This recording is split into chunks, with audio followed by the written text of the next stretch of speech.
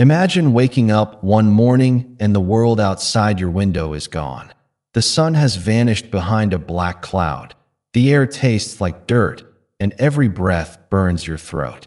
The sky isn't filled with rain or thunder, it's filled with dust. Entire towns are disappearing under mountains of soil. The world you knew is being buried alive. This isn't a scene from a movie, it's real history.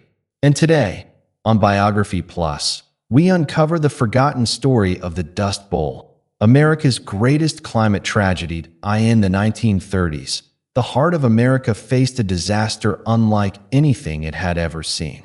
It was not an earthquake, not a war, and not a plague, but a storm of dust. A storm that turned farms into deserts, cities into ghost towns, and dreams into despair.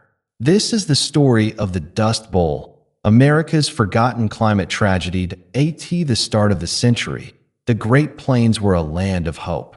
The endless fields of Kansas, Oklahoma, Texas, and Colorado seemed like a gift from heaven. The soil was rich, and the sky promised rain. Families packed their wagons and headed west, believing they could build a new life. The land, they thought, would reward hard work forever. In the 1920s, the wheat boom began. Farmers plowed millions of acres of prairie grass to plant wheat. Machines roared across the plains, churning up the earth that had been untouched for centuries. The prairie grass, which once held the soil together, was gone. Harvest after harvest, the farmers grew richer. Towns expanded. Children played in fields of gold. No one imagined that beneath their feet, the land was dying. Then, in 1931, everything changed. The rain stopped. The sun scorched the earth. The ground cracked open. Crops withered. And when the wind began to blow, it picked up the loose topsoil and carried it into the sky. What started as a breeze became a black wall of dust stretching for miles. Daylight turned to darkness. People said it looked like the end of the world. You could hold out your hand and not see your fingers.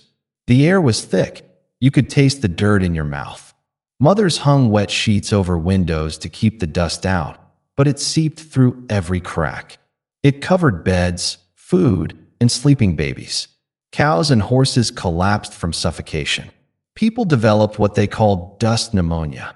They coughed so hard that their lungs filled with mud. On April 14, 1935, a day forever known as Black Sunday, the worst storm of all struck. The sky turned pitch black in the middle of the afternoon.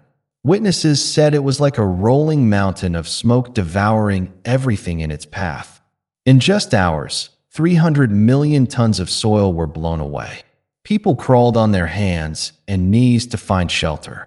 When the storm passed, the world was unrecognizable. The land was buried under dunes of dirt, and the horizon was gone. Families who had once been proud farmers now became refugees in their own country. Their crops were gone, their animals dead, and their homes unlivable. Many loaded their few belongings onto trucks and headed west, toward California, dreaming of a fresh start. But the journey was cruel. Roads were crowded with desperate families, and work was scarce. In California, they were met with signs that said, "No Okies allowed." The dream had turned into another nightmare. One of the most famous photographs from this time was taken by Dorothea Lange. It showed a mother, her face lined with exhaustion, holding her hungry children close. That image, the migrant mother, became the symbol of the Dust Bowl's suffering.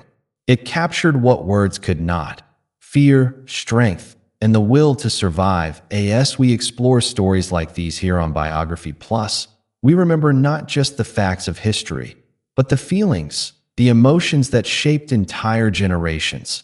The U.S. government finally realized something had to be done. The newly formed Soil Conservation Service taught farmers how to protect the land. They were told to rotate crops, plant grass, and build windbreaks of trees. Slowly, the plains began to recover. It took years, but nature found its balance again. Still, for many who lived through it, the damage could never truly be undone. Survivors would tell their grandchildren stories of days when the sky went black and the world disappeared. One man from Oklahoma once said, "You'd go to bed clean and wake up with grit between your teeth." They remembered the sound of the wind screaming like a train and the feeling that each breath might be their last.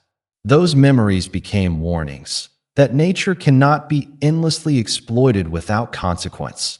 Today, when we talk about climate change, droughts, and wildfires, the Dust Bowl's shadow looms large. It reminds us of what happens when greed, ignorance, and environmental neglect collide.